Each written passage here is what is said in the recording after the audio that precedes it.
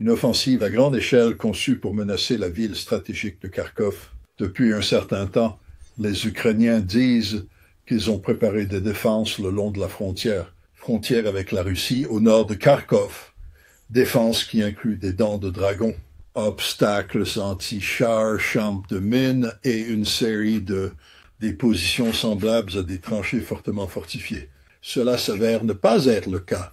À mesure que les Russes avancent, ils découvrent qu'il y a très peu de résistance effective de la part des Ukrainiens. Et en effet, les Ukrainiens semblent avoir été pris par surprise par cet effort offensif russe. Et ils sont maintenant en Ukraine. En panique, retirant des forces d'autres parties des lignes de front.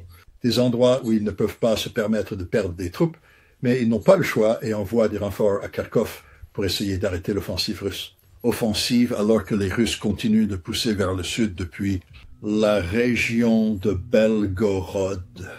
Les autres forces russes continueront de pousser leurs attaques dans les régions de Zaporizhia et de Donetsk.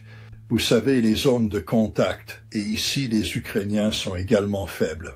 Ils n'ont pas de réserve, les Russes avancent, les Ukrainiens ne peuvent pas les arrêter. Ce que nous commençons à voir, c'est l'effondrement de l'Ukraine en tant que force de combat cohésive. L'Ukraine ne pourra pas maintenir une défense cohérente le long de toute la ligne de contact. Maintenant qu'un nouveau front s'est ouvert dans le nord, l'Ukraine devra retirer des forces de, par exemple, Kherson, Odessa, envoyer-les au nord. Cela signifie qu'ils sont maintenant vulnérables à une éventuelle attaque des Russes dans cette direction. Et on pourrait facilement voir qu'à un moment où la grande majorité des précieuses réserves de l'Ukraine sont engagées dans la bataille au nord, la Russie avance vers le sud ou redouble d'efforts dans les régions de Donbass ou de Zaporizhzhia.